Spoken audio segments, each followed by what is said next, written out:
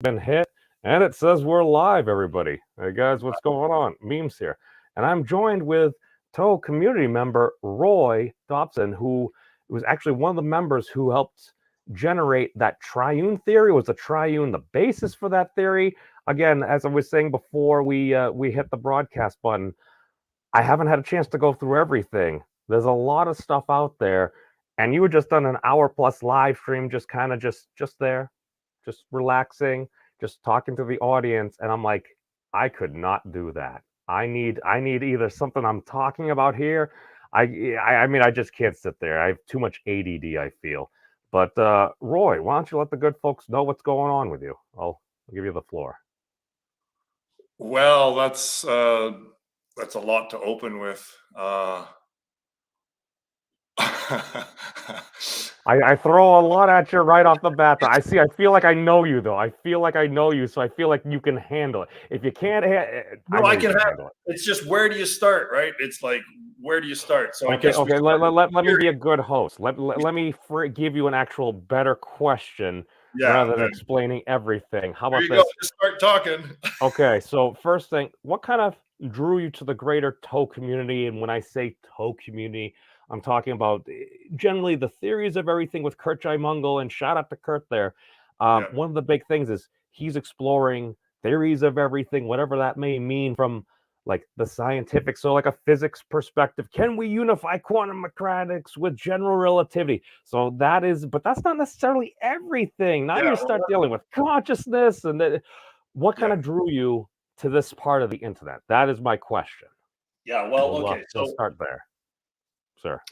I guess I remember when I was 15, I picked up a book from the school library called Black Holes and Warped Spacetime. So I guess I've Oh, always been interested in science and stuff. And then when I hit 30, it really started to, I really needed to understand for whatever reason what the hell this was all about, right? Like the big questions: why are we here? What are we supposed to do? How do we do that? mm, And then, like I said, when I hit 30, I started reading a lot of books and questioning my Christianity, like questioning Christianity itself. Um, and I've always wanted to know, like, so one of my mantras became, um, when I started meditating and when I was 30 and I started getting into this was I intend to know God and I intend to know the true nature of reality. And I repeated this mantra over and over with the mm, deepest sincerity, right? Like, yeah. and I kept up with the meditation practice, and I've really been a seeker. I've experimented with salvia maybe a dozen times. I bought a float tank, like a $10,000. I've got it in the basement here, like a sensory Whoa. deprivation chamber, basically. Mm. And like I take this serious, right? And I guess when I came across Kurt, he was so it was interesting that it was actually a science book that got me on my spiritual journey, and that book was The Dancing Woolly Masters. I've And never heard of that. Go on. it was written in the 70s, and it was my first real introduction into quantum physics, but it did it with an Eastern spin to it, Mm. which really hit me deep, right? So I guess I've always been interested in how science can help maybe figure out those deeper questions, like what is this all about, and why are we here, and what are we supposed to do, and all that. So that's where Kurt was going, but now I see that he's kind of getting off the spiritual path and going more back into the conventional, you know, the I conventional. remember you had made a comment that it seemed like Kurt was getting almost a little bit overwhelmed after an experience at one point, I think. Yeah, he's brought it up a few times that he started, questioning basically everything, I think, and he had an existential problem. It's It's scary. It's scary it's once you start scary. questioning the fabric of reality in your own existence. Yeah, because what the truth is actually telling you is very, very hard to accept. and the ego panics, right? It's the ego believes that it's alive just like anything else, and when it's threatened, then it fights back, right? And that fight back is usually fear, and then getting back to just what's comfortable. And for Kurt, it's doing math, right? Math makes him comfortable. And again, so this gets to maybe a segue into what I think this is all about in its most fundamental form.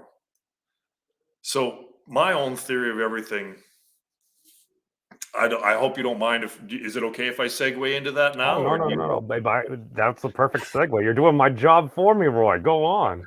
All right. Well, the theory. So my theory of everything, it really, to me, you have to know the why. If you don't, the most important question to answer is the why, in my opinion. That's Because the toughest one. yeah, it's the toughest one. But if you don't have the reason for life or the purpose, if you don't know the purpose or the reason, then you're kind of just floundering, aren't you? You're just kind of without a rudder, just floating around, not knowing what the fuck to do, really. Hmm. And I think that's where most people are, is that they don't know the why. So when I started meditating, I really started recognizing what thought is. And this is how deep it goes, right? Is that I think for one thing, you have to recognize how fucked up humanity is, right? Like if you don't recognize, and it's hard to have that introspection because we're all humans. So it's hard for a human to say, wow, we really fucked things up. If you look at things objectively, there's a lot of suffering in the world. And if you believe in the climate change thing, then we're on a bad path. Wait, And wait. So what you're saying is we should be good shepherds for Mother Earth. well, that's one way of putting it. Another way of putting it is maybe getting back into the natural order of things. And I think we've got out of the natural order, like nature, right? Like how Huh. nature operates. Can you As it's elaborate on what you believe the natural order of things are? well, yeah, like the way animals and nature work in a symbiotic relationship Hmm. rather than us. Because if you look at humanity objectively, we're a virus. The most accurate way to describe humanity is as a cancer or a virus, because a cancer, it something gets knocked out of its programming and it forgets that it's part of the whole, and then it just starts consuming uncontrollably, which sounds a lot like what we're doing, right? We forgot that we're dependent upon the host and we're outside of our normal programming and we're consuming more than we need, and this has got us into the mess that we're in. So first of all, if you don't recognize that we're in a mess, then there's no point in even listening to me, because I point out that we're in a big mess and it's not getting any better, and it's actually thought. Now, thought itself, this is what I'm saying, is that this is how deeply ingrained the delusion is within human consciousness, is that we take that voice in our head to, one, be telling us some sort of truth, right?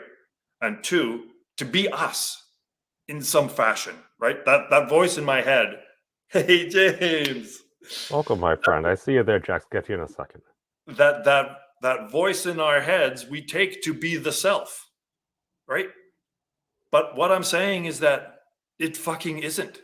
Like, this is what I'm saying, is that this is how deeply ingrained it is that when we took the thought route, when we followed this voice in our head, when we started giving it attention, that's where we started getting into the realm of delusion, and that's how we ended up where we are, on the verge of extinction and possibly taking all life on the planet with us, right?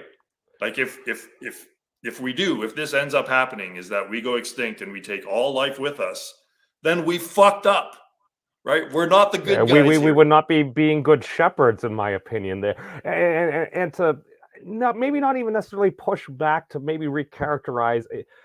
I hear you about the cancer analogy. Cancer sucks, But at the same time, I'm not necessarily sure if that's an inherent thing of humanity or of a particular circumstance we find ourselves in at this current point, given a lot of the incentive factors of modern society, or at least in many nations. Like, at least I'm here in the United States, and I work corporate sales and everything. Don't get me wrong. It's not that I have a problem with somebody making an honest living. It's just when basically the only I could sell you the same roof, $25,000 or $20,000, and the only difference is the size of my commission check. I'm like, that's not necessarily the best incentive structure. It didn't give me good vibes as much there. Well, that in the schedule, but at the same time, it's like, okay, I look at the incentive structure and some of the things you're saying. It's like, as human beings, it's like, yeah, nature usually finds a balance, but at the same time, it's like, all right, we're gonna build a lot of these huge, ginormous cities on just all these major waterways and stuff like that. That are basically almost right at sea level, and maybe if things start happening, and regardless of however much cause there is there, if we could do something to avoid, I don't know, maybe sea levels going up by a couple of feet, because every foot it goes up, if there's a tsunami, any type of weather or anything like that, it's like, yeah, that storm surge is getting like exponentially bigger at a faster and faster rate, and we're starting to see some of this happening. And I realize people have a lot of different opinions on that. I think a lot of it comes from the way it gets expressed, and the way that to go back to the incentives, it's incentivized, because it's like, I found this on YouTube. It's like, I can do like a video. It's like, all right, just a subtle analysis of the current monetary and tax system and its potential effects for viewers like you. And that might be a very reasonable thing. I'm not an accountant or anything like that. I'm not an attorney. This does not construe any type of financial or legal advice. But at the same time, I realize, insert politician that people don't like here, say they get destroyed in all capital letters, because that's important here, by person that we like, and that gets a bunch of views. Why? Well, I mean, I don't know. I think that's why modern soap operas did so well and everything. It was drama. People like a good story. People like seeing villains get annihilated and their heroes winning and everything. It's kind of that narrative. And it sounds like that may be obscuring some of the more important things, because I have to kind of agree with you on the point that even last night, I'm like, I did a video. It's like, all right, in 2019, a bunch of smart people got together and they ran a drill simulation about two potential existential crises. One was a plague, the other was a space rock. We totally failed both those things during the drill. As history played out, in my opinion, we kind of really effed up on the first one there. I'd rather not have us F up on that second one, because that could be the end of humanity. So, yes, I think we do really need to start to focus on, what are we actually doing? What is our why? Because a wise Yeah. person once asked me if What is the why? So why the overconsumption, right? Why so much addiction? Why so much overconsumption? Well, it's because, getting down to the most fundamental level that I always do, it's because, as the major religions point out, that some of them, is that this isn't real, right? Like, Hinduism says specifically that this world isn't real. So what's happening is that we try to fill the emptiness with more emptiness. So let's say that this is analogous to a movie. Well, it doesn't matter how many flashing lights there are on the movie, or how interesting the plot is, or how many flashing lights, or like how loud it is, right? None of that is going to make the movie real, right? It doesn't matter how loud it is or how interested you are in the movie, it will never be real, right? It ends and then you get up and you go. So that's what's happening, is we don't recognize all of this to be fundamentally as unsubstantial as a movie. So we keep just trying to add more things, more empty things onto more empty things, to try to make it fulfilling. But it's inherently unsubstantial and unfulfilling, right? Like a movie is a good way to kill some time and it's entertainment, and that's another part of the theory. Hopefully, My it's theory entertaining. is that this whole thing is a game created by God, the creator, to just for its entertainment. So it's a game, and the purpose of the game is for entertainment, just like any game, right? You watch a game to play to be entertained, you play a game just for entertainment purposes. There's no real reason for it, is there? And the purpose of the game is for entertainment, and the goal of the game, right? Every game needs a goal, is to escape the game, is to find conclusion of the game. See what I mean? So let's say that you're the only thing that exists and you want to play. Mhm. Well, you'd have to rig up a game, like, because you don't really have another opponent, do you? Because it's just you. You can't really play yourself in badminton, can you? So you have to figure out something like a maze, like a labyrinth or a puzzle, right? To try to figure out, because you're by yourself, right? So that's what this game is it's a puzzle or a labyrinth or a mystery, a labyrinth to escape from or a mystery to solve. And that's what all of this is. Like, Now, and that's what nirvana is, right? Like nirvana is conclusion. It's the end of all of this. And that's what happens when you find the end of the game. That's conclusion. You've won the game, and now the game is concluded. to actually bring this back to a little bit of what we were talking about a little bit earlier, um, I see what you're saying there, Roy, but I think the dynamics of the game, or at least as some people see it, and I say this as somebody that literally spent almost a year of my life logged into World of Warcraft, server first, level 80 Death Knight right here. I'm just Yeah. saying. But the thing is, I feel like that goes into some people's identity, if you would, and especially in that particular game, it was a multiplayer game, in that you had a lot of other folks there. And I think some of what I've learned about humanity actually comes from playing that game, seeing how people present themselves publicly in a public chat, in a trade chat, Baron's chat. Yes, Easter eggs there for the folks that know. But at the same time, it's like I've had discussions with a lot of folks behind the scenes, just like I have, just like we were talking a little bit behind the scenes. Like I talked with Daniel, like I talked with James, Kali, different folks here in the chat. And Kali, I do think we need more hugs. I do think that makes the world a better place. That's my opinion as a dude on the internet. Um, but But you being a gamer, you can understand completely how one gets so immersed because of we create our own, all. we can create problems that we then need to solve at times. It doesn't need to always be that way, but it's like you said, you were kind of describing what sounds like kind of like the hero's journey, if you would. It's like we've got this labyrinth, we need to go through it. Maybe there's a minotaur we need to slay at some point. Will we be able to deal with it? Is it actually a minotaur? Is it somebody just dressed up in like bovine drag? I See, don't all of know. that would just be more walls. So everything that you it's the there's only one purpose, and that's what Maya, which is basically the ignorance that one experiences while playing a video game, right? So let's say that you're playing a video game and you're so intent on it that you're ignorant of the body, right? Like you're no longer aware of your surroundings because you're so intent on that. Well, that I is a totally state of reject Roy, I'm sorry to cut you off, but one of the last real games, in my opinion, yes, I'm a gamer elitist at times, was Ark Survival Evolved. It was like Minecraft, except you could tame dinosaurs and it had much better graphics.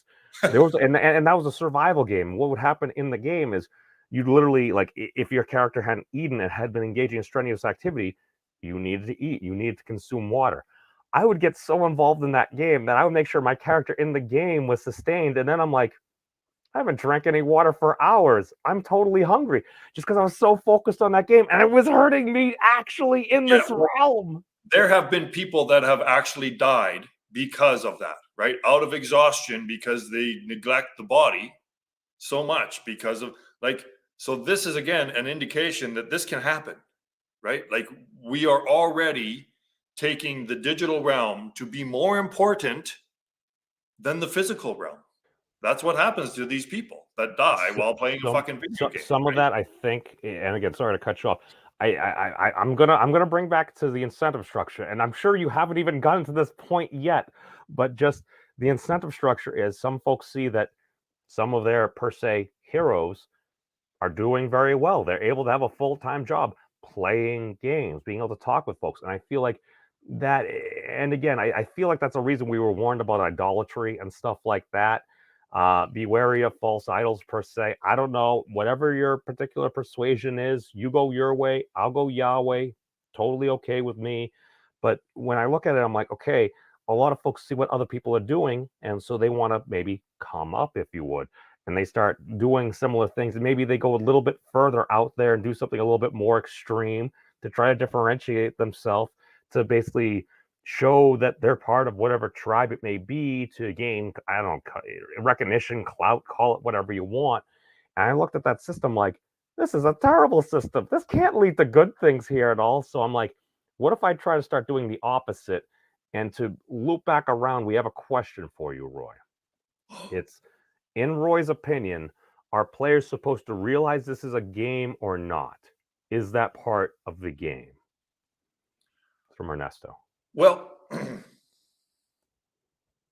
this is where I think suffering comes in, because I think happiness and suffering is the guide that keeps us on the path of truth. So suffering helps you remember the goal of the game, to get out of the game. So yeah, you have to recognize the unsubstantial nature of all experience. And let me help you with that, because let's say that, hypothetically speaking, you want X, all right? You desire X, whatever that is, an experience or a car or whatever. Tacos. Tacos. There can be big X's, there can be little X's, right? Whatever that desire is. So let's say that you don't get X. You really want it, but you end up not getting it. Okay, well, that's kind of disappointment. Like, that could be said that the outcome of that is a little bit of a negative, right? It's a bummer to not get what you want, all right? So there's a lack there. So let's say that you do happen to get X, all right? All right, well, temporarily, that's an up, right? I feel good because I got what I wanted. But then eventually, X always passes. This is the whole Buddhist thing of impermanence, right? Everything passes. So even when you get X, X always goes away. So then there's a sense of loss when you lose X. So where is satisfaction in this process? So if you don't get X, that's a bummer because it's a lack. And then if you do get X, well, it eventually goes away. So then you have a sense of loss. So if you look objectively at this situation that we're in, everything is unsubstantial. None of it means anything. It all goes away. But we don't like hearing people talk about this. So that's why I have maybe a dozen followers, right? Is because I'm talking about the negative stuff. And that's part of my theory as well, is that the triune system, the negative is just as important as the positive. But because of our bias of always wanting positive and not wanting negative, that causes the unbalance. And then we're in. Yeah, flowing through all there's balance. And, Yeah. and I feel like, at least as somebody that spends far too much time on YouTube, even though it's taught me a lot of stuff and literally brought me to this conversation right now, Yeah. I gotta say is, we want things that are positive. Now, that positivity may be in the form of negativity towards others at times, because that person, I want to see X happen, but they want to see Y happen. Therefore, they are bad. Bad people are bad. We want unnice things to happen to the bad people, because that ends up translating as a positive thing. I never actually considered it in that exact fashion, but yeah, that's And another, to use a little analogy here, is that you can't really balance this out trying to balance the positive with the negative after they've appeared. That's like having a one whole glass of water, and you have two glasses, and you're trying to fill them so they're exactly perfectly the same level, right? That they're exactly level. Well, the more you measure it, the more you'll realize that they can never, ever, ever be, right? Because the closer you measure it, the more that you'll realize that, well, you can actually never, ever be this way. You can never actually get perfectly aligned, trying to balance it after the appearance. So, what my system does, my model, my theory, is that it prevents the unbalancing in the first place, right? If there's no problems caused, then you don't need to try to figure out solutions. So you're What my saying theory does is that simplify the equation of humanity in a way. I realize I'm anthropomorphizing things there. Sorry to cut you off. I realize James says we should not anthropomorphize things in his previous comment there, but he's making the comment the game view needs to be translated into non-anthropomorphic terms for people to accept non-conceptuality. Roy, can you explain that to me? Because I'm not sure sure, I what that can. means. What does it even mean? I don't even know what that word means. I'm sorry. It, Non-anthropomorphic. basically like imbuing, like if you're talking to like a pen, something that we believe to be not alive, and again, some people will disagree with that, but just for the sake of discussion, yes, my pen, he is the best pen in the world. He's always been there for me. I refill him all. Basically, you're adding human attributes, if you would, to something we view as not human. Oh, okay. Yeah. Um, Does that make sense? Again, I'm not sure. I'm sure he explains a little later, but so people won't accept non-conceptuality if they think they're their thoughts, right? So here's another one of these, just boiled down to its most fundamental aspect, is that this world is a form of relative existence. So in my in the theory, the analogy of God playing a video game, God is the absolute, right? And the ego is a relative form of existence. That is, I know I exist relative to something else. Whether that something else is an actual thing, like an actual sense, or a thought, my ego, what I think I am, what I take myself to be, is an inferred existence. I know I exist because I'm having a thought, right? So that's, I think, therefore I am. So the reason why people don't give up their thoughts so easily is because they don't know that they're the absolute. They haven't recognized that they don't need anything relative to themselves for their existence, right? They're absolute. They need no relative. So if you don't know that, then you think you are your thoughts, right? Like, you know you exist because there's a thought over there. Like, I don't mean over there. I just mean, right? There's a thought, and that means there's a thinker, right? By inference. So when there's no more thoughts, then the ego thinks that it's not existing. It thinks it's dying, right? So then it will combat that. It will fight against the thoughts going away, and it'll just churn. It'll start producing more thoughts within your consciousness, because that's how it lives. That's so how so the when ego lives. so when somebody feels like there's a disagreement between two people, well, that was my thought. People go into almost kind of like a view of, or a zone of chaos, if you But would. it's They're like, not even with someone else. This is the oh, crazy thing, is that oh, it's with yourself. This is what I mean. It's not having a discussion with someone else. I know I exist. You exist because I'm reaffirming that right now, right? Like, hi, I exist. Yeah, you exist. I can you'd tell, just be right? a crazy person on the internet like me. But the thoughts in your head is you doing that with yourself, Mhm. right? You're reaffirming your own existence via the inference of a thinker next to that thought. But what I'm saying is that that is the illusion. That is the delusion of the ego. So you are actually God, and you don't need the world for your existence. Now, there's even an example of that every single day in our normal circadian rhythm. Is every day we go to sleep, and in dreamless sleep, that is an experience of just you, right? There's no world, there's no thoughts, there's no time in dreamless sleep. So that is a state of the absolute. So you exist, and yet the world does not. This Like it's magical, and we just say it's sleep. well, this is the interesting thing, and I like how you characterize it by dreamless sleep, because as far as Dreaming. I remember, I have had dreamless sleep. I've had dreamful sleep. I Yeah. usually like the dreamful sleep because, again, it feels like I'm playing a game, especially if Yeah. you realize during the dream it's just a dream. It's like, oh my god, yes, Especially if you're lucid. Yeah. yeah. But the thing that I noticed is we like to say human beings were conscious. Okay. How does one define consciousness? It's like, well, we say if you're in a state of dreamless sleep, you're unconscious. So that sounds like you're lacking consciousness.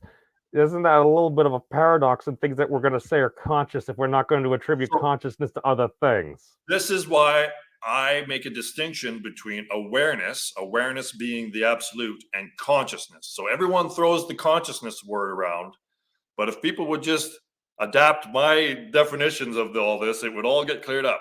So to me, consciousness is the content of awareness. It's awareness of something. That's what consciousness is, right? Consciousness is just awareness of something. But awareness doesn't require consciousness, because you, like I just said, God is the absolute, and it doesn't require anything relative to it.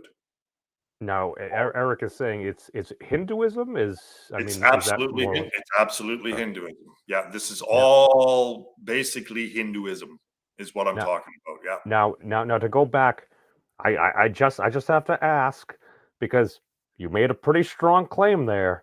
Now I'm not saying that I necessarily disagree with you.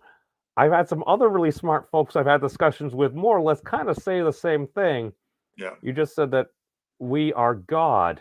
Now, is that an inference that we're all part of the one same system? We all have a connection there, and if we are part of the same, we call it mind of God, call it realm of persistence, call it universe, whatever colloquial term we want to use, if we're all part of the same thing, we don't necessarily need to have all these trivial problems. And it sounds like you're trying to help folks basically take that into consideration and nip the problem in the bud before we get to all these You have existential to nip the problems. problem before it arises. That's the thing, is that we're always trying to fix the problem after it arises, but it's too late by then. So what I'm saying is that that which is looking through your eyes is that which is looking through my eyes. That's what I'm saying. And in order to realize this, so we can all, like, right now, my content of my awareness is different than yours, but the awareness is the same. But we don't recognize that sameness because we're always focused on the thoughts. So if I'm sitting here in the thought free state, okay, just effortless thought free awareness, and let's say that you are sitting there in effortless thought free awareness, then where are our differences? What is the difference between the awareness coming through your eyes and the awareness coming through my eyes, if there's no thoughts going on in my head or in your head? Well, a It's the lot of same people would awareness, go on. isn't it? Isn't it the same awareness? If I'm just sitting here, let's say that we're both in dreamless sleep. Let's take it that analogy. Hmm. Is that not the same experience? Is that not the same state? I don't know. I haven't lived It's your got life. to be, right? It's If I'm in well, it's dreamless sleep and you're in dreamless sleep, where are our differences? we're both napping, and I like a good nap. It's a well. Ah, That's the thing. To clarify, to push back with a little bit of love and respect. And again, I'm sure that you go over this at some point that I haven't fully reviewed yet. I truly believe, like you're saying, we're all more similar than we are different, but we do each have our own unique life experience, which I think might be a contributor to those are particular thoughts that we have that may obscure or set to a particular predilection of our view of the world. It's kind of like I forget what I was listening to last night, but okay, if you're downtown, you're in a big city, you hear a screech around a corner. Normally, you're preparing for something like a bus or something to come around the corner. You're not expecting a bull moose to come barreling around the corner usually. Now that might happen. I've seen videos of moose or meese or whatever you want to call them getting loose in larger cities. It can be crazy. They're freaking huge, but Yeah. typically you hear a screech. You're thinking, okay, the bus is coming. So I feel like that frames it. Whereas if a particular person goes through a very hard or difficult experience in their life, they may view something that perhaps you view as, or maybe even me, it's like, oh, well, that's not really important thing, but they may have had a particular experience that kind of flavored their mind to this is danger, this is chaos. I'm going to get into maybe in a more aggressive mode or stance, whether it's in real life, whether it's on the internet, somebody saying something about that why that I really don't like or whatever. And I feel like that's something we should try to take account for. It's not always easy. I totally fail at that myself. But I just think that I agree with a lot of the stuff you're saying, Roy. I'm just like, that's a particular level, but it's how, if this is true, how do we bring folks to a better state? How do we help them to figure out what is their why? Well, it takes introspection. Like, uh, it it's up to the individual, and unfortunately, I think that we're entering a like Hinduism has this Kali Yuga, which it's reality or the universe or whatever time is spread into these different sections, and we're in the last one right now. And unfortunately, we're in a deep Kali Yuga is a deep, deep state of delusion. It's unfortunately we've lost. We're at the furthest away, but yet, ironically, we're the closest. We're the most self-aware beings in the universe, but ironically, we're also the most deluded. So it's a case of being so close and yet so far. But unfortunately, people just want to be told what to do. They I think that we're even losing the ability for discernment. I don't think people can even use their brains to think for themselves anymore, right? They just want to be told what to do or shown what to do or just entertained and fuck it all. I just want to be entertained. But what I'm saying is that this requires a lot of introspection. It requires actually changing your behavior. Oh my God. And instead of going to the screen, you just sit in a chair and watch your own thoughts. In order to understand consciousness, this is what just drives me nuts about all these academics and neuroscientists and everything talking about consciousness when they're measuring shit in other people's brains. Well, you being consciousness itself, why don't you just look at your own fucking consciousness? Look at your own mind, and then you'll understand what consciousness is. Like, investigate yourself. All of the answers are within you, but you have to watch you, right? You have to objectively, as much as possible, without thought, witness your own thought action process. Do do you think that might be because one's mind can be a scary place? I think that the silence is scarier for people than anywhere the thoughts can go. I really do, because that's why they can't stop thinking. Because it's afraid, because like for the reason that I pointed to earlier is that fundamentally the ego knows it exists relative to something else. And for most humans, that something else isn't even physical sensations anymore. It's the voice in their head, right? So they know they exist relative to the voice in their head. And when that voice in their head stops, is silenced, well, that's fear. And this is again why my model takes away, it adapts the language of nothing. So nothing, this idea of nothing, of a lack, of an absence, of a void or non-existence, right? Of non-existence is incorrect. And this is what this is what produces the fear. The greatest fear, the fundamental fear in life is non-existence. But if you realize, and this is what my fundamental model of reality points out, is that there is no such thing as non-existence, right? You cannot not exist. And if you understand that you cannot not exist, then there's no fear of death.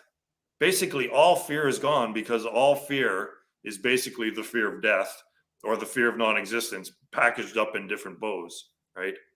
So this is what I'm saying, is that it's almost a catch-22, because there's so much, the ego is so dependent upon its thoughts for its existence, that once those thoughts start fading, the panic kicks in and it just kicks up thoughts again. And that's why most people can't stop thinking for more than a few seconds. Now, It's very simple. In theory, it's very simple, but in practice, it's so difficult, man. Like, I get it. I get it. It's, I mean, personally, I've done a lot of drugs. I'm just saying, because it's like, okay, maybe it helps my brain slow down to a point where it's like thinking all these things, and some of them might be great thoughts, but sometimes you just need to quiet the mind. I feel like meditation. I'm not a really good person at that, but I feel like just the ability to help calm one's mind, quiet it down, even if it's not complete lack of thought, but just kind of, I don't know, maybe it's like, just think happy thoughts. Just think happy thoughts. Like I was saying, think about that good hug you had at some not point so or many, something. not you got to be careful when the thoughts are redundant, right? That's when it really gets bad, is when you keep playing that same fucking cassette tape over and over and over and over. Now, things really get awry, now, especially. now, to push back, or just how about a clarification? Because wasn't that how you said you kind of got into this whole journey? Because you were using a mantra, or you differentiating a meditative mantra from just sporadic thought? So to begin with, so most people don't even recognize that they have attention that can be shifted around. Like, just think of a din of a restaurant, right? You can sit in a din of a restaurant, and without even moving your head, you can fine tune into different conversations, can't you? So you can shift your attention of awareness over there somehow. So you can listen to this specific, right, conversation, snoop in on someone's conversation. Oh, I do that all the time online. I'll have multiple streams up and listening to different things. I'm a terrible creeper. Right. So what that actually is showing is that you can shift your attention, right? That maybe is the most subtle, most free, maybe that's the most fundamental level of free will, is that only we don't really get to choose where we are in the frame of this realm, but we get to choose what we fucking look at and what we pay attention to in this frame. That might be the only thing. So that's what meditation, when you first start out and you're not even aware that you can shift attention onto the space between thoughts, well, then first you kind of need to practice moving that attention around, right? Focusing it on just one thing for more than a few seconds without bouncing around all the place, right? So for beginners, it's good to start with mantras, and that's why there's rosaries, right? Like, if you're focused on one physical sensation to such a degree, it can stop the thoughts. You see, that's what these tactile meditations do, is that you shift your attention onto the physical realm, focused, so that it stops the thoughts, right? The thoughts are no longer there, but you're focused on the physical realm. But what my theory says is that even the physical realm, right, is a simulation. So there's still another step to go. You still have to even transcend the belief that the physical sensations are the fundamental reality.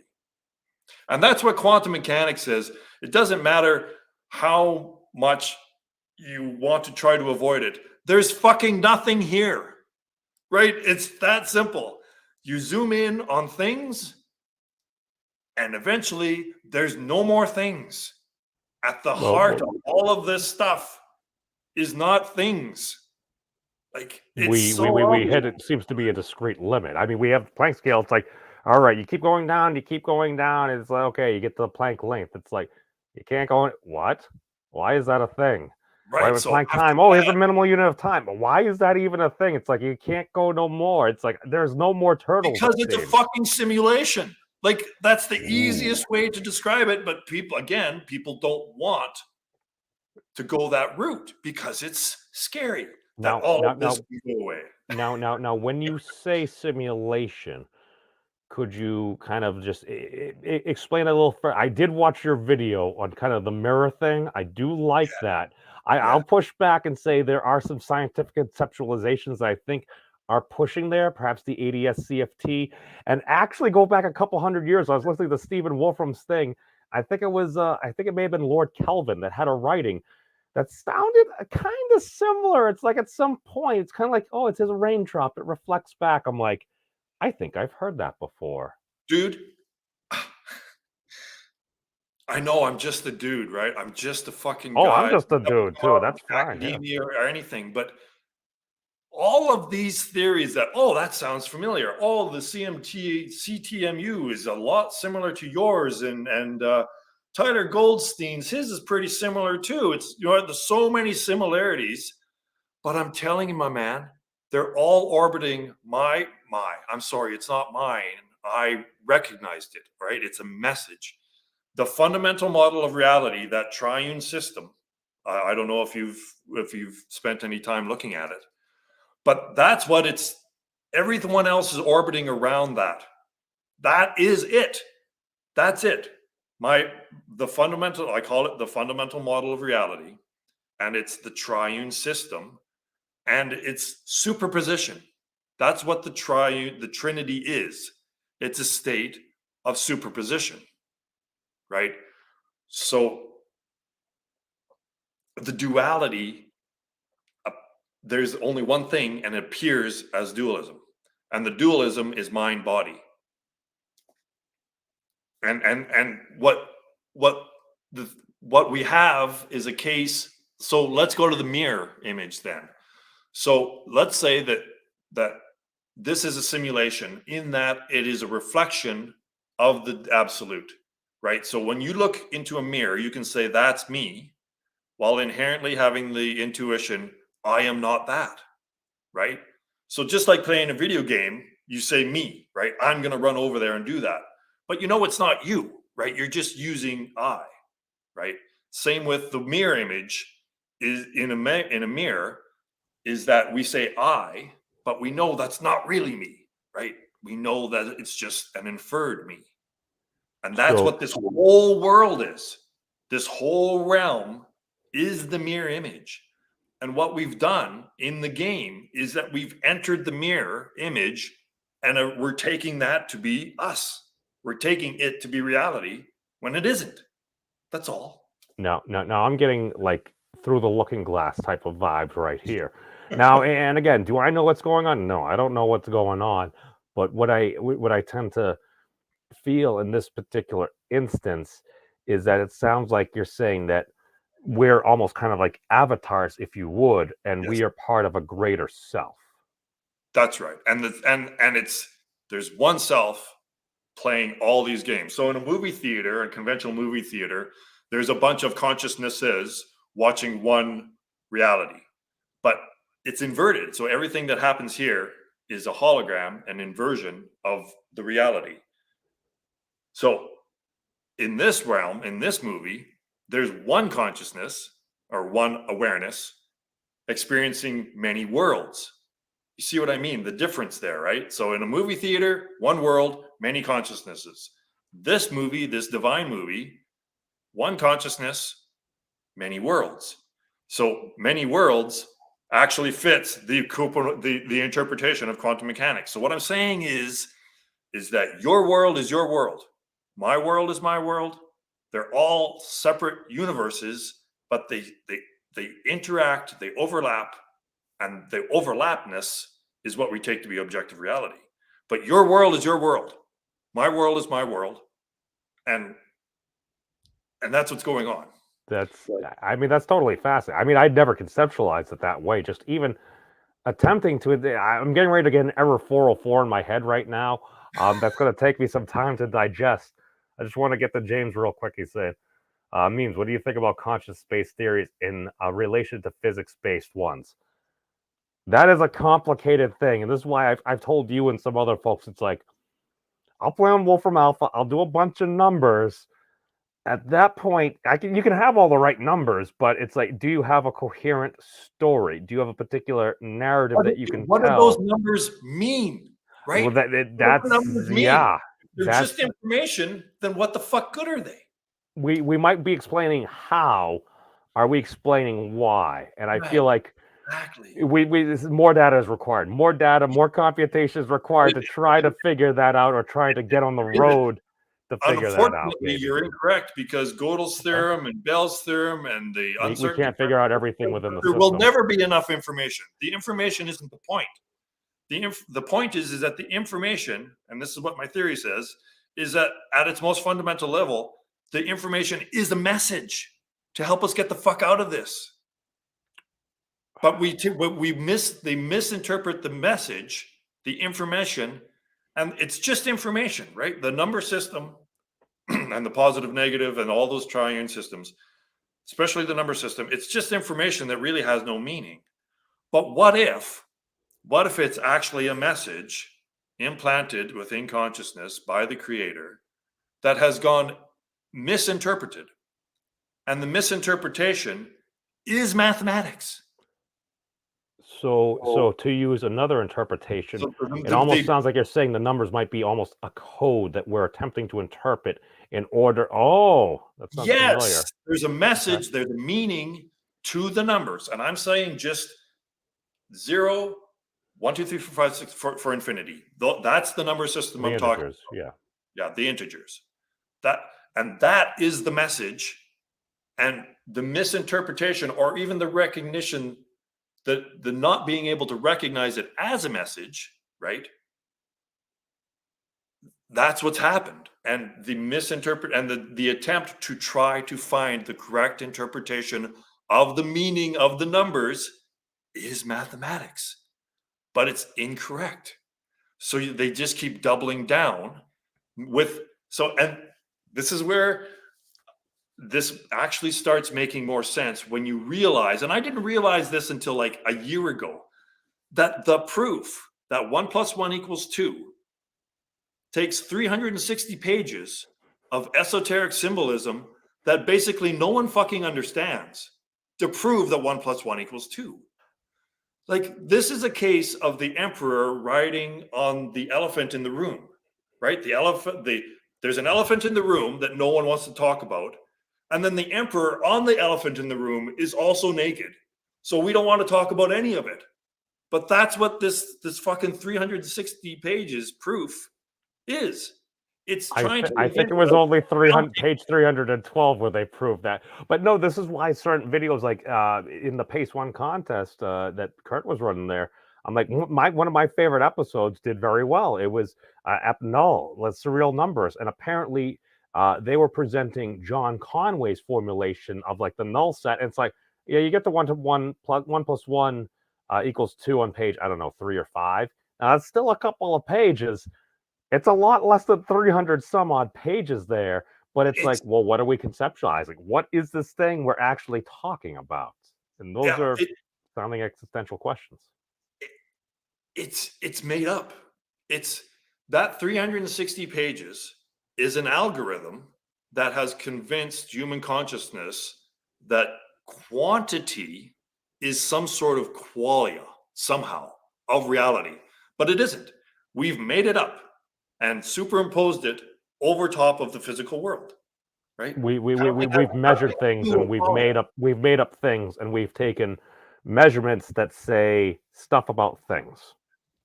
Yeah, but all those measurements are all relative too. Like, what are you measuring it against? Well, something else that's fucking moving.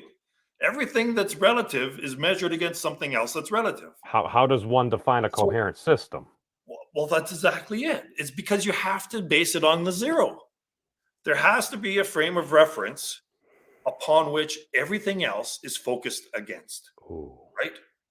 Everything. It doesn't matter if it's a thought or a thing or an idea or anything.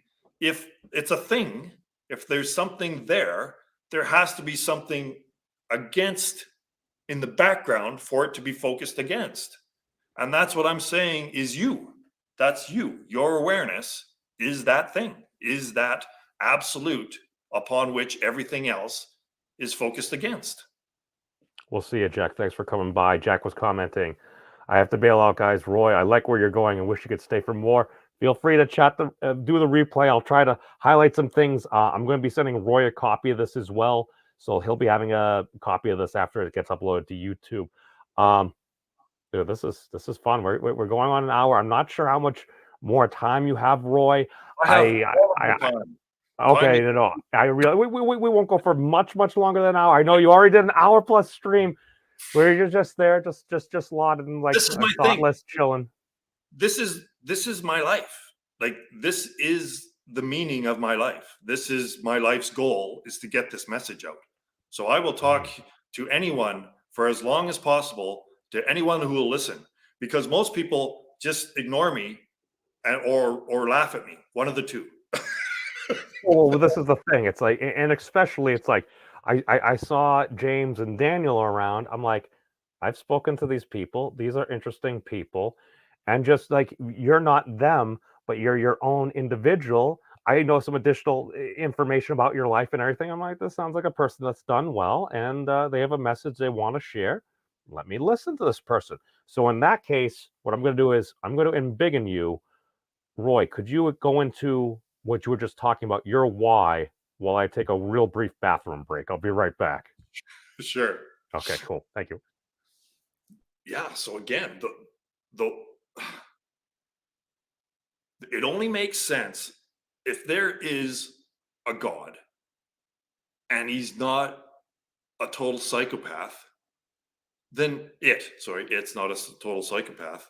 That the only way that any of this makes sense, that all of this terrible shit and evil that takes place in the world, that God can allow that to happen, is that if it isn't real, right? So again, and this is what nirvana. So let's go back to fundamentals. And religion was the original system of thought that tried to figure this stuff out. And they came to the conclusion of, well, it's all about nirvana. And nirvana means blowing out a candle. It's conclusion, right? And that's what moksha is. Moksha is also the conclusion of samsara. And what do you think heaven is? Well, it's just another way of saying the conclusion of samsara. So all of this, as nuts as it sounds, is just a game, a divine game that you have entered as God for your entertainment. And are you not entertained? And when God plays, God can play as hard as it wants. And it's playing really fucking hard, right? So the purpose is for entertainment. And the goal of the game is to find conclusion of the game. And that's it. And so the problem is that with this idea of non-existence and nothing, is that sounds like a scary place. Or how can there be something that isn't mind or body and yet still exist? Well, that's because we have everything inverted. We're taking the one and the positive and the negative to be the thing, when the thing is actually the zero. The reality is not the thing, it's what we take to be the nothing. And my model has adapted that thing nothing language, which is full of paradox, right? How can non-existence exist? How can something come from nothing? Is nothing in the set of everything? Like, these are all glaring error signs that the thing nothing model, everything, anything, something, nothing, is just incorrect. It's dualistic. and antagonistic, because in order for one to exist, it's the absence of the other. So how do you have a system that can endure when its very existence is antagonism with itself? The thing nothing model is completely wrong. And my fundamental model of reality corrects it, because it's all triune. It's a trinity. Reality is most fundamentally and essentially explained and described in as a triune system that is also superposition. Now, Roy, we got James. He's asking, can you please explain the conclusion paradox from unity theory? No, I really can't. Wow, that's such an honest answer. I love it. I love it. That's the thing. A lot of folks they'd pause. They'd be like, "Well, this and that." They talk James, for probably 5 minutes. Or okay, I'm projecting here. That's what I would probably do. James, But James, James is smarter than I am, and also he wants to. The crazy motherfucker wants to try to use paradox, and I want to fix paradox. But that sounds like a paradox. yeah. I love it. Where he's not wrong, where everything is paradox, but that's only when you put it into thought form, right? Thought, putting this this triune system into thought form and trying to describe it kind of automatically produces paradox. So he's kind of reversing that and saying, all right, well, let's take that paradox and try to find what it's expressing, I think. And I think James is brilliant, and I don't want to touch paradox other than to try to fix them. What are your thoughts on this? Because this is something that I've heard folks say in different instantiations. The illusion of reality serves the purpose of being a catalyst for God to realize its own divinity. Well, that's just the game, isn't it? It's digging in holes to fill them back in later, really. Right? Like God just forgets in order to have the fun of remembering. So again, there's nothing substantial in any of this, right? So that we don't need to take life so fucking serious. That's another thing, is that, and the reason why people love drama is because, again, it goes back to relative forms of existence. So the less you know that you're the absolute, the more extremes the ups and downs are going to be, right? Because like I said before, the louder a movie is, the more it attracts your attention and the more it appears real, because you're giving it more attention because it's just so fucking loud. So we're giving all these flashy explosions or whatnot on the movie theater. We're creating all this. I think James says decoherence and stuff like that. Essentially, we're striving for meaning and sometimes forgetting that we have meaning already. yeah, and we infer our existence through thoughts and feelings, right?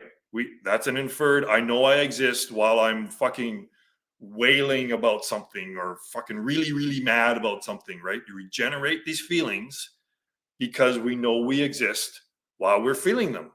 But we are existence itself, and we don't have to do that. That's what I'm saying. I mean, that's oh, there we go. I removed myself from the stream. But James is saying that, well, a triangle with a zero. Now, is that supposed to be 0, 0, and 1? Or is that literally 0, 0, divide by 1, and infinity at each point is the deciphered version of the conclusion paradox? I don't know what that means. So the 0 represents the absolute, right? So the 0 is basically the Tao, right? It's that which cannot be described. It's not nothing, as in a lack or a non-existence. It's simply nothing that can be described, right? Would you say it would be like a still, if everything is moving, it would be the 1 point or point? Yes, I use that, whatever that might mean, that is still. Yes, stillness is basically it. That's the best way to do it, is that all of this is movement, right? The world, thoughts, sensations, the world, it's all movement. And then zero is the stillness from which that movement has the potential to arise from. Eric, here's the thing, Sully. Math is hard. I have said that. That's why I use Wolfram Alpha. It does the maths for me. And I learned from Andrew Yang that, well, math can be important. It's helped us do a lot of really cool stuff. But if we get completely lost in the math and lose meaning, I don't think that's going to necessarily lead to anything good. Might lead to some cool things, but I think meaning is a core we So really should fundamentally, focus what on. I'm saying and what the theory is saying is that I apologize to mathematicians for being the messenger, but please don't kill the messenger. But mathematics is the fundamental reason why mathematicians engage in mathematics is because they know they exist while they're doing mathematics. Again, it's just another inferred state of existence. I know, like, I think, therefore I am. And math is all thought, right? So mathematics is the most efficient tool that Maya has come up with to produce thought, because mathematics doesn't even require reference to the physical realm anymore for it to operate, right? So let's say that you're thinking about the physical realm. Well, that's still limited, right? You can think a lot about, you can make up a lot of stories, you can go a long time with the narrative about the physical realm, but it's got those limits, right? It's got the Planck scale and it's got limits. So you can't talk about the world forever. But you can talk about math forever, can't you? Because it's completely abstract. So you can just think and think and think and think about math forever. So it's the most effective way of generating thought and by extension, diverting your attention away from self. This is the game. I have to keep boiling it down to the purpose of the game is for Maya to pull your attention away from self and into the movie. Now, some folks would disagree with you. I mean, I personally, I'm biased. I mean, I tend to agree with you on many of these things right here, just like you were pointing out. Okay, to go back to try to bring this around a little bit, maybe not full circle, but kind of more like a spiral back upon what we were talking about a little bit earlier here. If we're going to view math as a form of a code that Maya or not whatever math. you want. Sorry. Okay, go Okay, on. I want to make there has to be a distinction here. The number system, right? Okay. So the integers is the message, and mathematics, all the stuff, the fancy stuff that we do with it, that is basically addition, right? Counting is addition, isn't it? Mhm. Counting is just addition. So at the point where addition came into counting through the 360 pages of fucking nonsense, that's where we went wrong. That is the misinterpretation of the message of 0, 1, 2, 3, 4, 5. And let me tell you what the message is that the number system is just another holographic expression of the cycle of samsara. So we're getting back to Hinduism again, right? And Buddhism. Because the cycle of samsara is infinite birth, death, redundant cycle over and over and over for infinity, is it not? Right? That's what samsara is. Cyclical, forever, redundant. And what's the number system? It's cyclical, and it's exactly that. So that's what I'm saying, is that the message is the same holographic message as samsara. It's just another holographic expression of samsara. So that's the message. And where we're at is the 10. So 10 is the highest degree of self-awareness within this game, right? It's the highest level of self-awareness achieved within the game. So we're the 10 of the number system. And the 10 is a transitionary period, isn't it?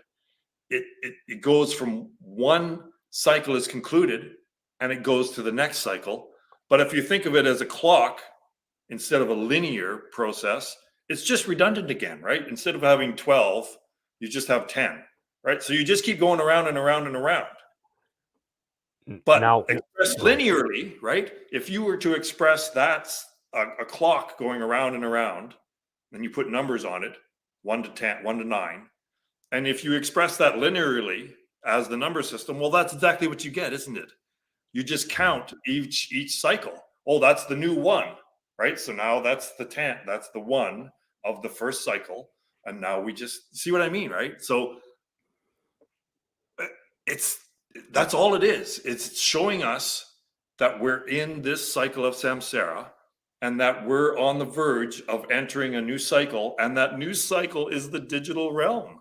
Like, I literally believe that consciousness is going to enter the digital realm, and we will be looking out of that camera instead of into it. And this is what the number system is expressing, is that we're at the 10 and we're making this transitionary period into the 11. And that is a big, big, big transition. And it includes our extinction. So that's what each birth requires a death. And this happens to be the death of the entire species. And then we move it, have a new experience.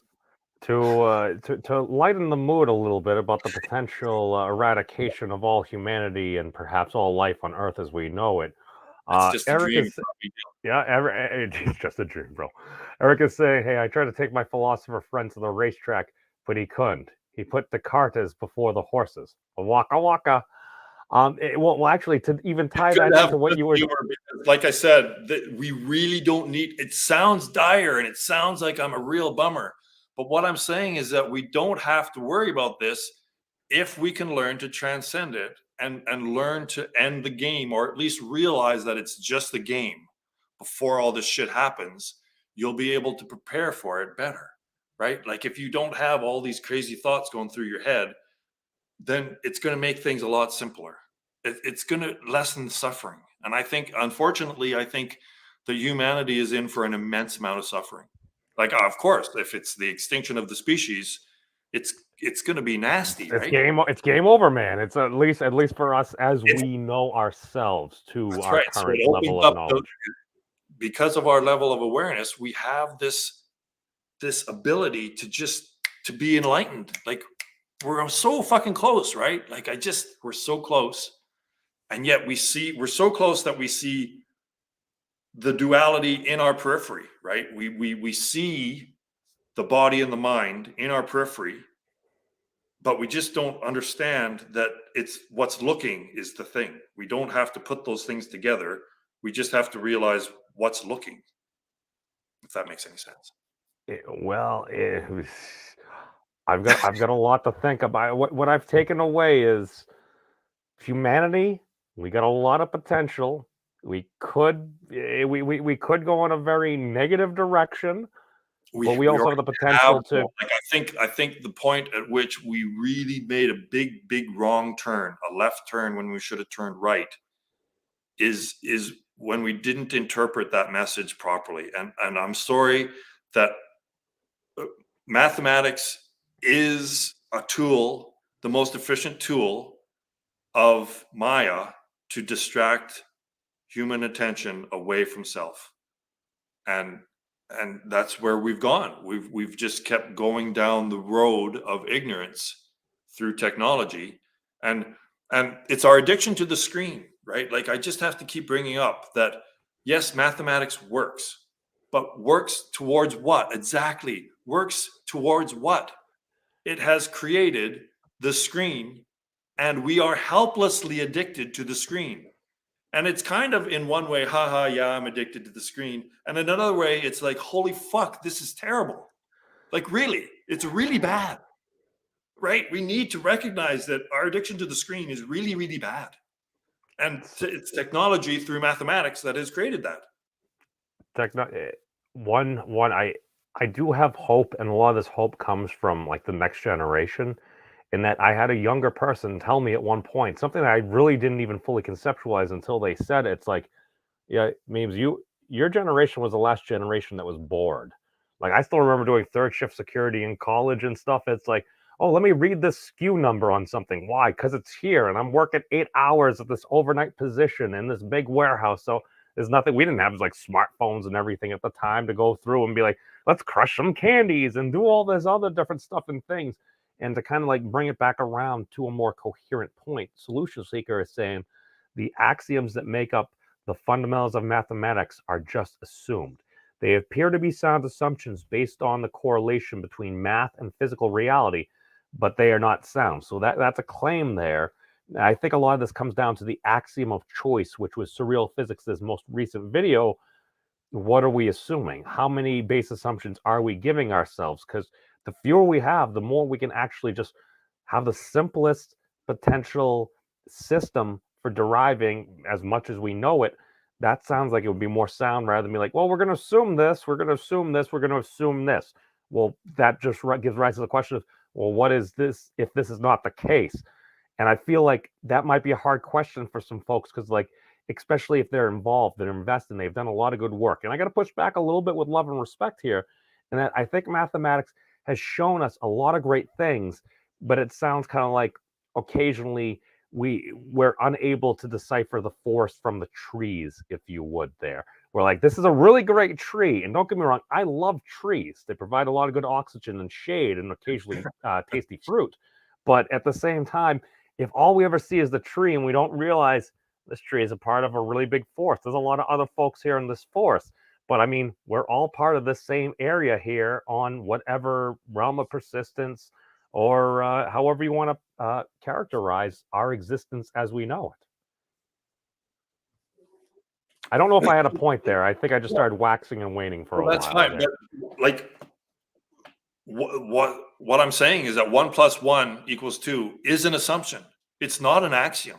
If it were an axiom, it wouldn't require 360 pages to point out how 1 + 1 came to be 2. It's not an axiom. It's a belief. It is literally a belief.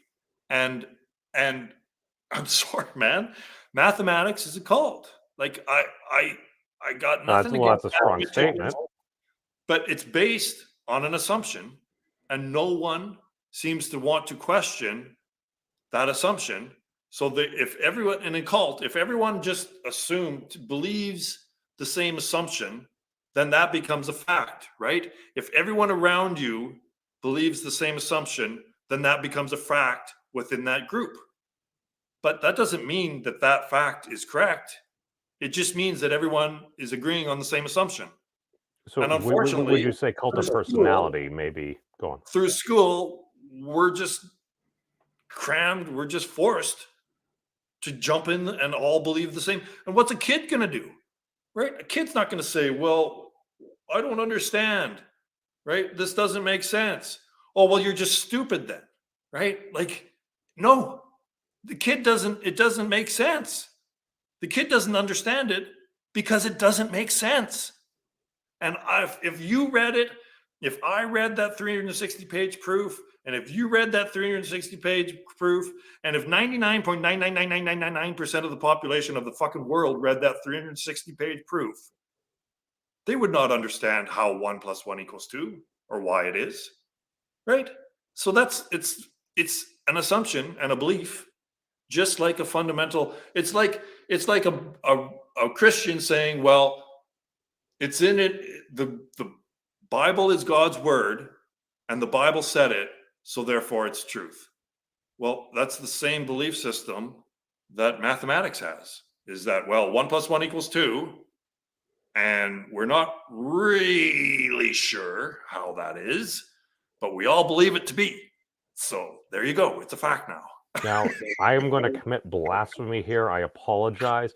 But both those things that you just listed, could one not say that if we know that humanity, human beings, we're perfectly imperfect creatures that are also occasionally rife with sin and would not.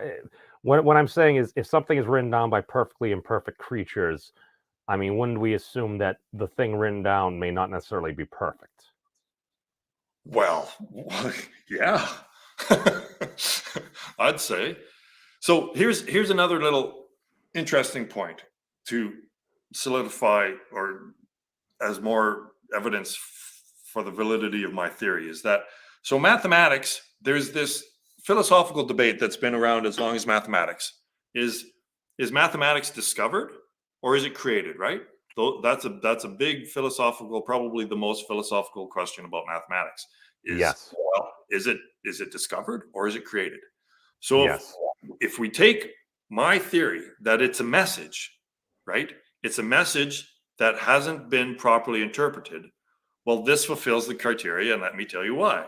So a message is obviously intended for it to be discovered, right? It's meant to be discovered later on, right? So that's and let's say that that's the discovered part, right? Mathematics, okay. So if it's a message, then that fulfills the discovered part. So let's say we've discovered it, but let's say that we haven't properly interpreted the message.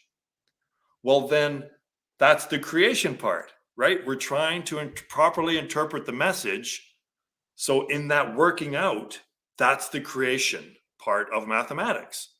So, hello, my theory, right? If you actually apply it in a thought experiment, it it satisfies those conditions. Does it not? Do you follow what I mean? No. Could you say that one All more right. time? So I'm saying that the number system, right? 0 to infinity, 0, 1, 2, 3, 4, 5, 6, 9, is a message, right? And a message is intended to be discovered later on, right? That's what a message is for. It's intended to be discovered. So that's what I'm saying is that we have discovered the number system, but we haven't recognized it as a message. So in order, and it's going to keep expressing that message, right, until it's properly interpreted, right? Because it's God's message. It's going to fucking stay there until someone figures it out. So not having figured it out, well, we're trying to figure it out. And that is the creation of mathematics. So it fulfills the criteria of being found, right? Being discovered. The number system was discovered. And the mathematics was created in the attempt to properly interpret the message. Now, might there be other messages we can discover by exploring the integers and the relationship to our I realm of think maybe existence? they're dropped in. Like I think maybe, it's like, but it's not because we're finding closer and closer. It's not, it's the reverse of what people think. It's not that we're getting closer to reality. It's because, like, let's say that we're in a maze, right?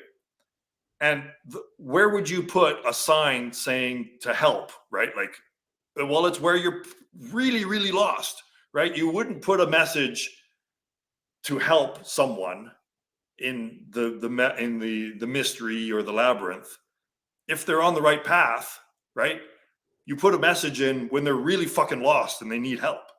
So that's what the uncertainty principle is. That's what Gödel's theorem is, and that's what Bell's theorem is. And they could be these other messages, right? Saying, listen, you're on the wrong path, and you're on the wrong path, but not getting it will just keep a person continuing on the wrong path. So it sounds like what you're saying is some of these things, some of these paradox. I'm not even sure what it is, the plural of that. Some of these issues that we're running into with mathematics, rather than just trying to crank through and just do something that may be computationally irreducible, like you said, if you want to just be quote unquote Laplace's demon or whatever, measure absolutely everything in Oh the yeah, universe so and you stuff have to like go that. back. It's like, Yeah, you have to go back and examine something even more fundamental than that, right? Like what caused the paradox, because there's something not being viewed correctly to create that paradox. And if you see it, so I've I have solved, or I have put up reconciliation of the liar's paradox, or this statement is false. So what we have to recognize is that that statement itself is produced through symbol, right? Like it's words, it's being expressed through words, which are symbols. And those symbols exist both in the physical realm as the words that you can see, right? You can see the words. So, and then it also exists in a superposition of being in the thought realm, because those words, those physical symbols that you see on the page, they're producing simultaneously a disembodied voice in your head, right? So simultaneously in a superposition, these words, the symbols, are in a superposition of being in the thought realm and the physical realm at the same time. And what the liar's paradox does is it makes that explicit. It explicitly shows how symbol is both in the thought realm and the physical realm, because the word false, I'm getting a little philosophical here, but the word false can only apply to thoughts. It's ridiculous. It's nonsensical to say that a tree is false, right? It just doesn't, it's an error to say that a tree is false. So when the statement says this statement is false, the false part of it is only relating to thought. It can only relate to thought, because only a thought can be false. So the is points both ways. See, the is points to the physical existence of the words, right? This statement is, right? This statement is.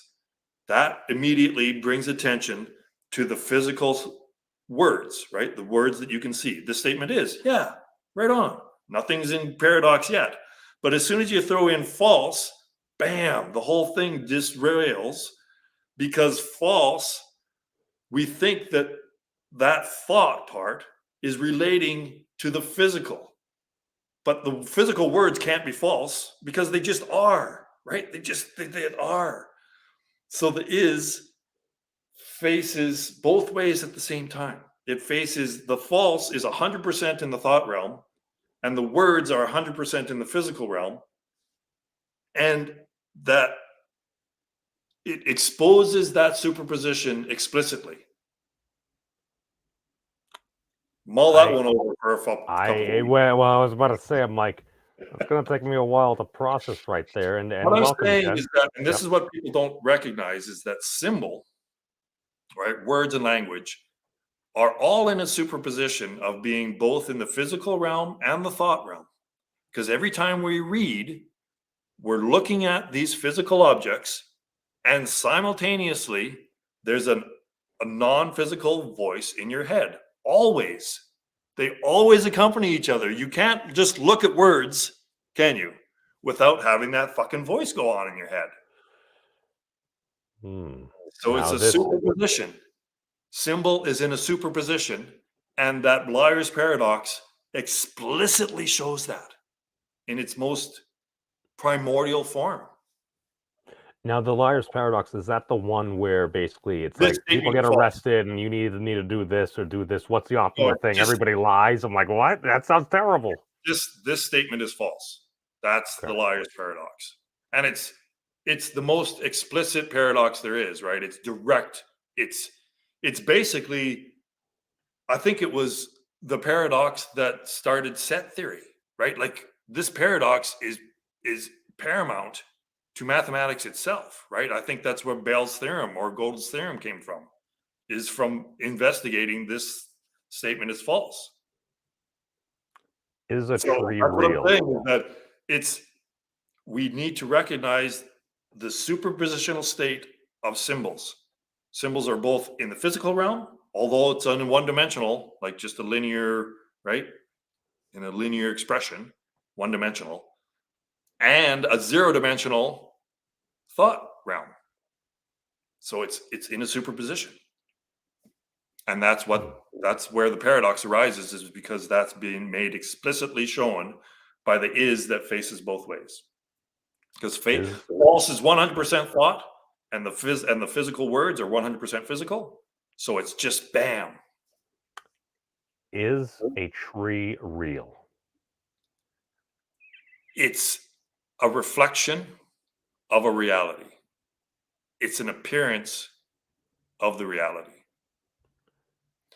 So the Tao, you just have to keep thinking. If you want to conceptualize it, which you can't because it's beyond mind even, but just keep going back to what, like dreamless sleep, right? Like dreamless sleep. It's not scary. You know you're not going to blink out of existence, right? And that's what I'm saying is that dreamless sleep is closer to reality than the waking state or the dreaming state or the thinking state. That's what the zero is representing. And from this perspective, right, it looks like nothingness. Oh, there's no time and no world and it's boring. But why do we get up in the morning seeing all refreshed and oh, it's a new day and like a peaceful sleep, right? There's nothing scary about sleep and there's nothing scary about death because you cannot not exist because you're God. Now, Jen is Jen is saying right here that the statement is, I think he's trying to say language is a mediator between matter and mind. It's exactly what I'm saying. That's another way of saying it. Exactly. That is a superposition, right? It's both matter and mind because it's symbol. And fitting this in with the number system and the redundancy, right? At 11, well, that's in a redundancy, isn't it? It's just another one in front of the 1, 2, 3, 4, 5, 6, 7, 8, 9, 10, right? So obviously at 11, there begins a state of redundancy, right? Go on. I think I lost my train of thought. It's all that drugs So again. so basically it was a cycle. No, dude, I totally feel you. No, dude, hey, we've been going on for like an hour and a half. You were already going for over an hour earlier and everything. I think we're gonna have to have another discussion at some point. I would love to bring some I'd other be game folks with that in. because, Maybe Jen or maybe James and stuff, or maybe we'll set together a party, embarking on a quest of doing things to help. I don't know, I don't humanity maybe understand. level up. Like, I think none of this stuff, like I said in one of my videos, none of this stuff is crazy. Like, it's just really hard to accept, right? It's not like Scientology crazy or Mormon crazy. Sorry if, I just take it. It's not, there aren't any really outlandish proposals here. It's just to accept that everyone's been wrong the whole time, that all of mathematics is actually incorrect and leading us down a path of delusion rather than truth is very hard to accept. But it's only because of our deep state of delusion. It's because we've been programmed since fucking kindergarten, just crammed down our throats to just accept it. It's the way it is. Now, wait. Now, I noticed you said the word mathematics is incorrect. You did not say wrong. When you say that, do you mean that the path it is leading us down is a non-optimal path that may potentially lead to our destruction, given the current paradigms? Now, it sounds like you're trying. How do we translate? We'll wrap up on this. Maybe this is an inappropriate question. I apologize, but how do we start to take that code that may be within our fabric of reality as we know it ourselves and help to interpret it in a way that helps put us upon a better path? You What are your got to get thoughts? to the practice. And I'm not going to apologize that it's difficult. Something that is this important might be really difficult. Let's say that this is all true and accurate as a metaphor, as let's say as close as you can get using metaphor, because again, thought can't encapsulate all of it. And that's another problem, is that they don't recognize that it's eventually got to be metaphor and you just got to pick a metaphor. But what you have to do is just get to the space between your thoughts. If God developed a puzzle or a labyrinth, well, it's going to be really challenging, isn't it? It's going to be the most challenging thing to get out of. So if you sit and start meditating and find it difficult, well, no shit. It might be difficult, but the work has to be done. And if you want to validate all of this stuff that I'm saying, you have to do the practice. You have to engage in focusing on the space between the thoughts as much as the thoughts. So just focus on the space between your thoughts as much as you do the thoughts. And just keep doing that over and over and over and over. And don't, in order to help this, it's just like working out. You got to eat healthy too, right?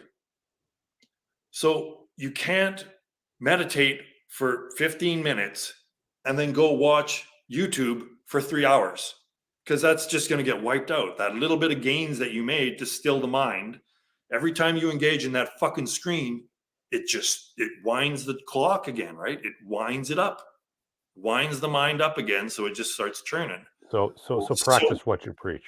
So to practice what I preach. I hardly ever look at the screen. I just look out that window in stillness.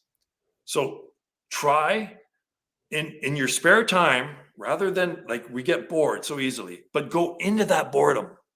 Get past the boredom. I'm telling you, man, you don't have to slay demons.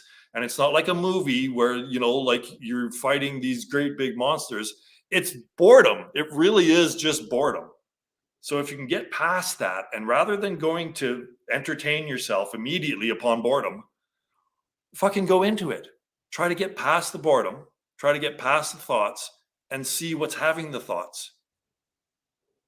So yeah, that's it. If you want to actually validate this, you won't be able to validate it through more thinking. You have to refute this or validate it through the practice.